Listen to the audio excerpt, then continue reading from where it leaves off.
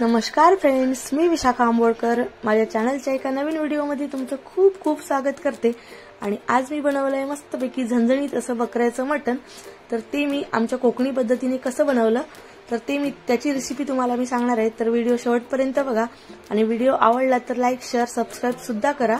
तर मी बकऱ्याचं मटण घेऊन आले होते बाजारातून अर्धा किलो।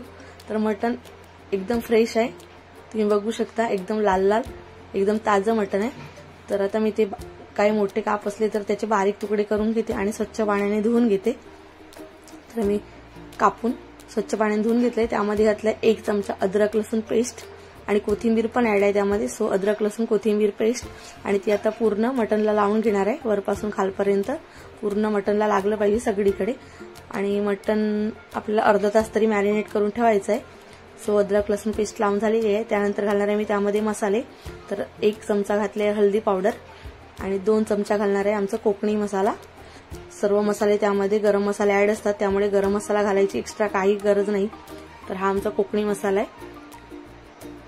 तर कोकणी मसाला घातलाय आणि ते पण सर्व मटणला लावून घेतलंय, मिक्स करून घेतलंय छान मस्तपैकी। आता मॅरिनेट करून ठेवणार आहे अर्धा तासासाठी। सो बघा लावून झालेले आहे मसाले आणि मी आता 2 कांदे कापून ठेवलेले आहे आणि आता अर्धा तासासाठी मटण मॅरिनेट करायला ठेवणार आहे। सो अर्धा तास झालेला आहे। तर आता एक पातेलं घेतलंय, त्यामध्ये घातलंय तेल 2 मोठे चमचे आणि आता घालणार आहे कांदा कापलेला। सो कांदे आता ओले असल्यामुळे त्याला शिजायला जरा वेळ लागतो आणि आपल्याला कांदा मीडियम फ्लेमवर परतून घ्यायचा आहे। एकदम मोठ्या फ्लेमवर ठेवलं तर जळून जाईल आणि कांदा आपल्याला एकदम पूर्ण तांबूस होईपर्यंत मऊसर होईपर्यंत परतून घ्यायचा आहे। त्यामध्ये घातलेत मी 5-6 कढीपत्त्याची पाने। सो ते पण मिक्स करून घेतले तेल कांद्यामध्ये आणि कांदा आपला बऱ्यापैकी आता शिजत आलेला आहे, मस्तपैकी लालसर पण झालेला आहे। तर आता त्यामध्ये घालणार आहोत आपण थोडेसे मसाले। तर 1 चमचा हळदी पावडर घातले आणि 1 चमचा घालणार आहे परत लाल मसाला पावडर। मग अशी 2 चमचे घातली होती मोठ्या चमच्याने आणि आता 1 चमचा घातलाय आणि आता ते मी छानपैकी मिक्स करून घेतलंय। आणि त्यानंतर घालणार आहे आपलं मॅरिनेट केलेलं मटण। आणि मटण शिजायला आपल्याला वेळच लागतो, 1 तास तर लागतोच मटण शिजायला। बकऱ्याचं मटण, चिकन लवकर शिजतं, मटण शिजायला जरा वेळ लागतो। सो म्हणून मटण शिजेपर्यंत मी बनवून घेणार आहे आमचं कोकणी पद्धतीचं वाटण। म्हणून मटण पहिले बनवलंय, तोपर्यंत मी दुसऱ्या साईडला आरामात वाटण बनवू शकते। सो मटण घातलेलं आहे आणि छानपैकी मिक्स करून घेतलेलं आहे आणि किती मस्त असा कलर आलेला आहे बघू शकता तुम्ही। तर आता मी हे झाकून ठेवणार आहे आणि एकदम बारीक गॅसवर मीडियम फ्लेमवर शिजू देणार आहे आरामात शिजलं की मटण सगळीकडून मस्त शिजतं आणि एकदम परफेक्ट असं शिजतं। तर त्यामध्ये घातलंय आता थोडंसं चवीपुरतं मीठ, परत पण घालणार आहे नंतर मी मीठ। तर आता थोडंच मीठ घातलंय। तर मीठ घालून आता छान मिक्स करून घेते आणि झाकून मस्तपैकी पाणी न घालता वाफेवर शिजवून घेणार आहे।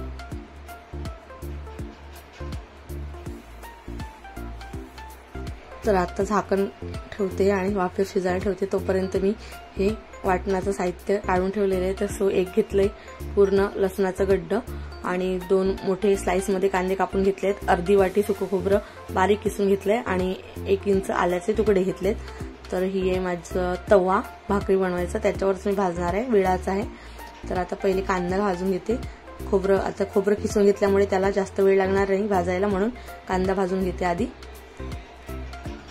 तर कांदा घातलाय तव्यावर आणि आता थोडंसं तेल घालणार आहे कांदा लवकर शिजण्यासाठी।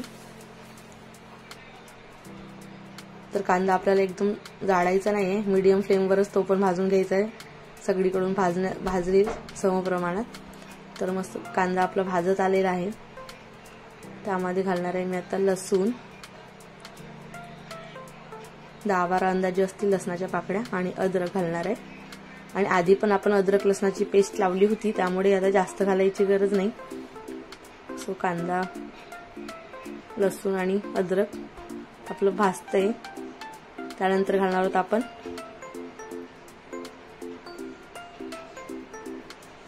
किसलेलं खोबरं। तर तोपर्यंत चेक करून घेऊया आपलं मटण शिजतंय की नाही ते। सो मी बारीक मीडियम फ्लेमवर शिजत असल्यामुळे आता त्याला मस्तपैकी पाणी सुटलेलं आहे मटणला। तर आपलं कांदा खोबरं भाजून घेऊया। आता खोबरं पण मी घातलंय त्यामध्ये। खोबरं काही लगेच भाजेल किसलं असल्यामुळे, आणि किसलेल्या खोबऱ्याचा कलर लगेच चेंज होतो। तर छानपैकी आपलं खोबरं पण भाजत आलेलं आहे आता, आणि एकदम जाडायचं नाहीये, तर असं गोल्डन ब्राऊन होईपर्यंतच परतून घ्यायचंय खोबरं पण।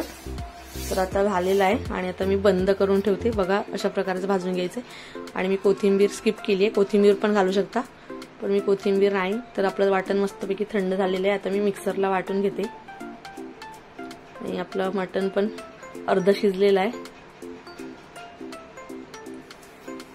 सो आधी मटण अर्ध शिजवून घ्यायचंय, नंतरच आपल्याला वाटण घालायचंय। तर मटण आपलं अर्धवट शिजलेलं आहे, आणि आता त्यामध्ये घालणार आहे मी वाटलेलं मस्तपैकी बारीक वाटायचं एकदम वाटण, आणि बारीक वाटण घालायचंय त्यामध्ये। तर आता पूर्णपणे मिक्स करून घेऊया।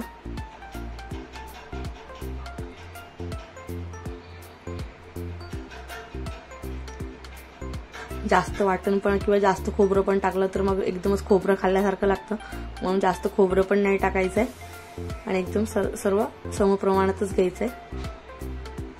आणि ओल्या खोबऱ्याचं पण बनवतात, पण ओल्या खोबऱ्याचं कसं जास्त खोबरंच खाल्ल्यासारखं वाटतं। सुकं खोबऱ्याचं टेस्ट पण चांगली येते, आणि जरा कलर पण चांगला येतो, आणि दिसायला पण चांगलं दिसतं। ओल्या खोबऱ्याचं लगेच भाजत पण नाही ओलं खोबरं, आणि वेळ पण लागतो।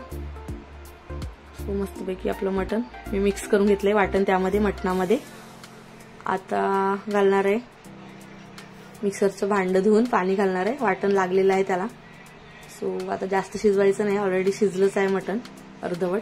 थोडंसं आता 5-10 मिनिटं शिजू देईन, आणि नंतर मग गॅस बंद करीन। तर आपल्याला आता जेवढं हवं तेवढंच पाणी घालायचंय, परत पाणी घालायचं नाहीये। तर आता पूर्ण मिक्स करून घेऊया, आणि तुम्हाला जेवढ्या क्वांटिटीमध्ये रस्सा किंवा किती थिकनेस हवी रश्याची त्यानुसार तुम्ही ऍडजस्ट करू शकता पाणी। तर आम्हाला सुक्कच आवडतं, मी नेहमी 2 बनवते, सुक्का आणि वल्ल, पण आता मी मिडियमच बनवणार आहे। आम्ही नेहमी बनवतो तसं, नाहीतर आमच्या घरी आम्हाला सगळ्यांना सुक्कच आवडतं। आणि आता मी थोडंसं मीठ घालून घेतलंय, कारण की वाटण टाकल्यानंतर जरा मीठ कमीच लागतं, म्हणून थोडंसं मीठ नंतर घातलंय। आणि हा मी स्पेशल मटन मसाला घातलाय त्यामध्ये, वाघमारेचा। सो हा काळ्या कलरचा आहे, आणि याची टेस्ट एकदम वास पण लय मस्त भारी येतो, आणि टेस्ट पण भारी येते। आणि हा मी गावावरून आणलाय, इथे पण भेटत असेल, तर कुठलाही तुम्ही मटन मसाला घालू शकता त्यामध्ये। मटन मसाल्याने जसं चव जरा वेगळी लागते, आणि टेस्ट पण भारी येते। आणि आपला साधा गरम मसाला तर असतोच, म्हणून थोडासा घातला 1 चमचा। तर आता मी शिजू देणार आहे मटन थोडंसं 5-10 मिनिटं। तर बघू शकता किती मस्त अशी तर्री आलेली आहे, आणि मी तेल थोडं कमीच घातलंय, आमच्या घरी तेल जास्त आवडत नाही। तर मटण आपलं मस्तपैकी तर रेडी झालेलं आहे, झणझणीत असं कोकणी पद्धतीचं मटण।